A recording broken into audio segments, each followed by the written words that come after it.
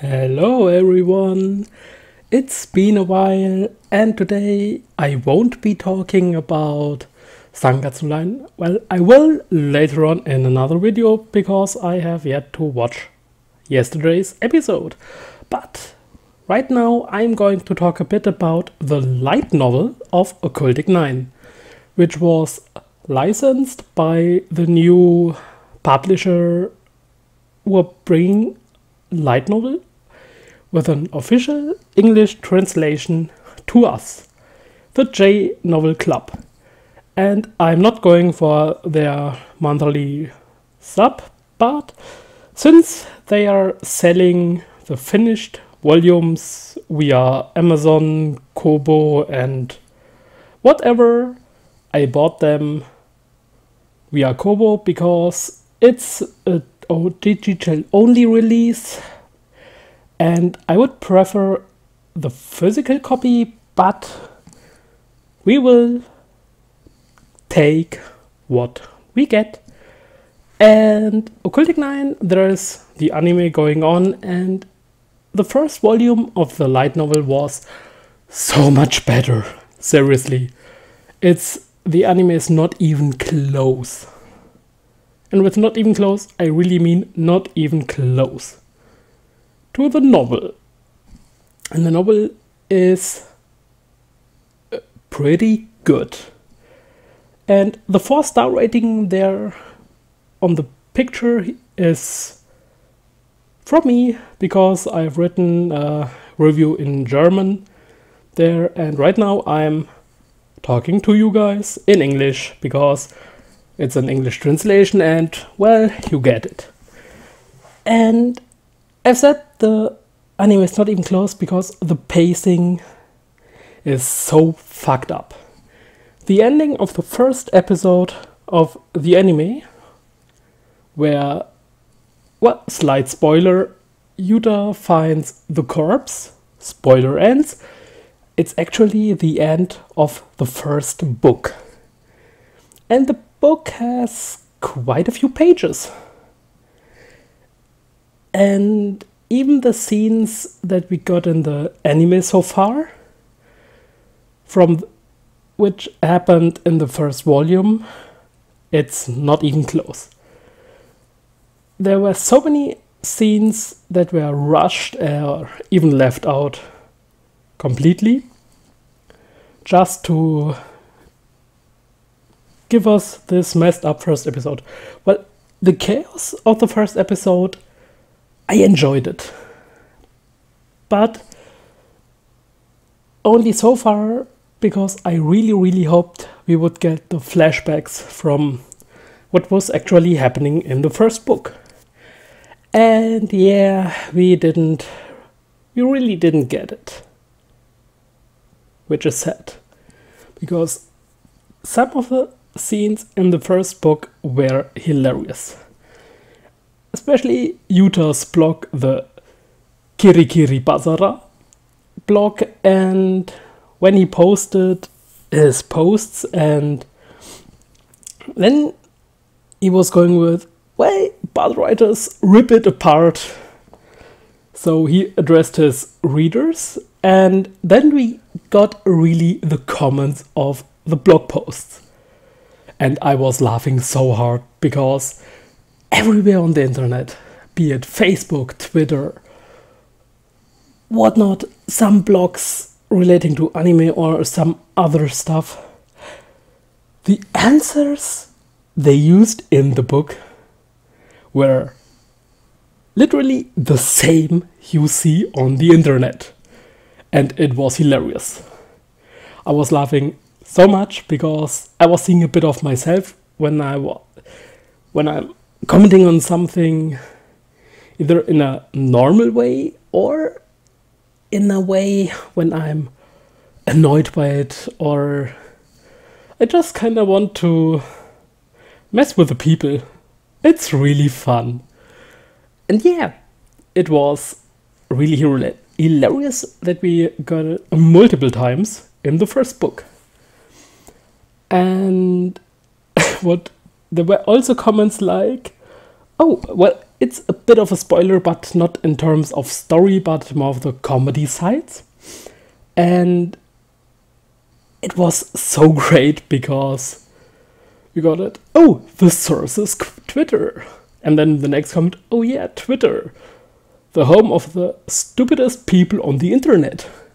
And I was laughing so hard because I'm not going to say that it is true because it's the internet entirely. But yeah, I was really hard laughing there. It was so great, really. And then we got to a scene where Yuta was talking about a certain follower of his blog, and he said that this guy is basically the smartest of all his readers, and the way he comments, he's more the science type. And I was also laughing because it kind of reminds me of a certain person who writes some funny, well, some good reviews on animes. I wonder if I should put the link in the description of his blog. Well, I don't know. But yeah, like I've said, it was really, really funny. And also there were other scenes that were so much deeper and more fleshed out compared to the anime. Like the scene when we got, well, when Yuta went to the school and met with the idolish fortune teller, Mewpom. What a great nickname, seriously. And then they went together to the coffee the next day. And when they had their coffee, and it was kind of fun because they were planning, and Yuta was going on with his crazy ideas about his blog and the affiliate links to make a living. And then we switched to Mewpom's point of view. And I should say that the novel is written from multiple point of views. Be it Yuta, be it Ishigami Sarai or Mewpom, or the crazy black magic user, or the detective, or the quite attractive woman working for a magazine, etc. So yeah, you get what I want to say here. And Mewpom's point of view was really, really funny because she was listening to all his crazy ideas, and her comments about it were quite short, but what she was thinking, it nailed it. And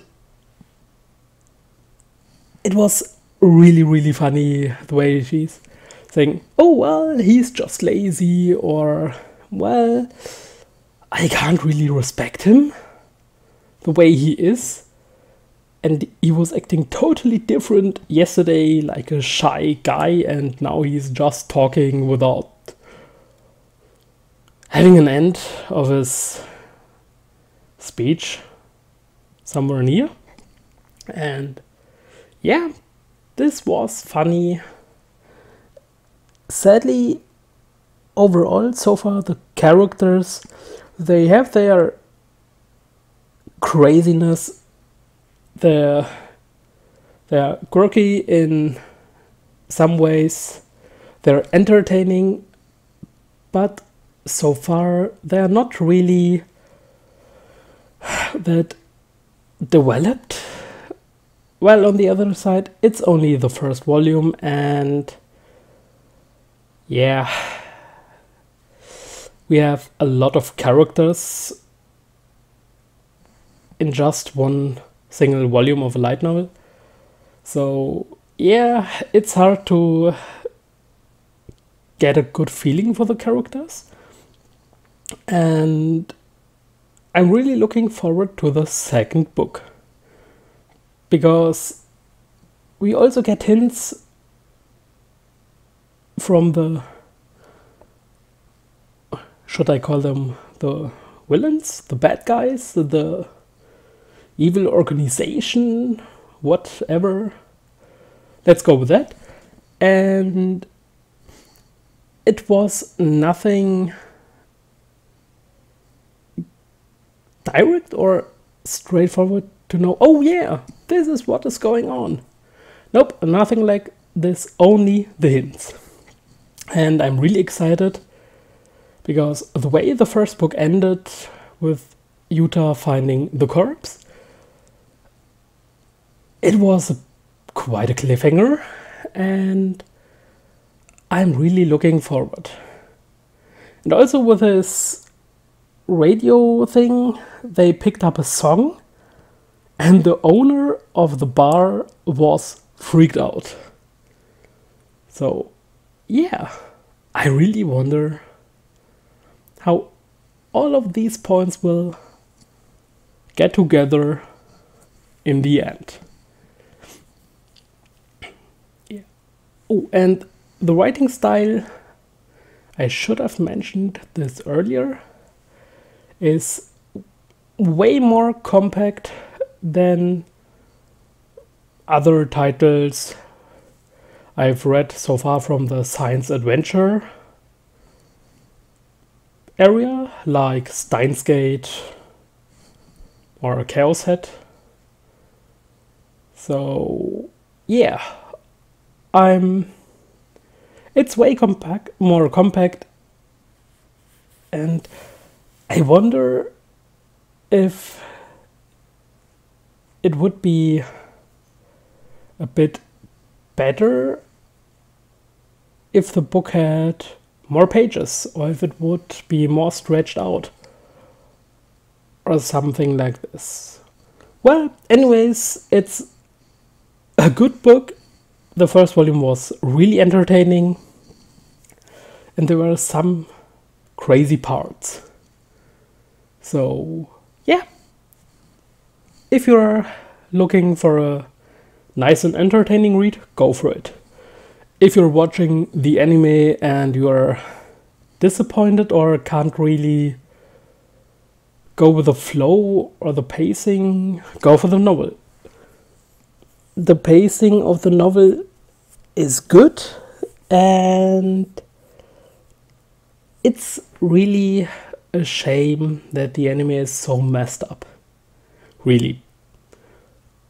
Oh, and on the other hand, there are some parts that make you think that the order of the events from the different point of views are not happening in the same way they are told. So yeah, be prepared for this, but it's not a bad thing. It can work.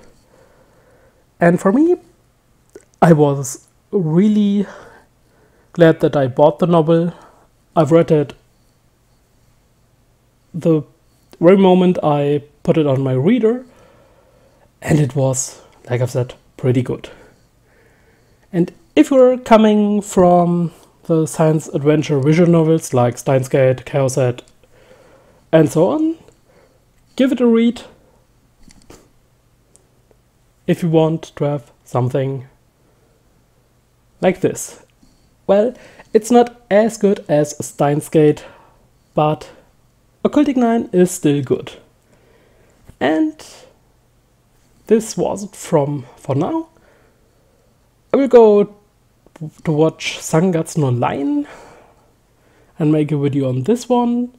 And the next novel I'm going to read is also published and released by the J-Novel Club, Brave Chronicles: The Ruinmaker. I don't really know what I will get there, but I will let you guys know soon. So, adios!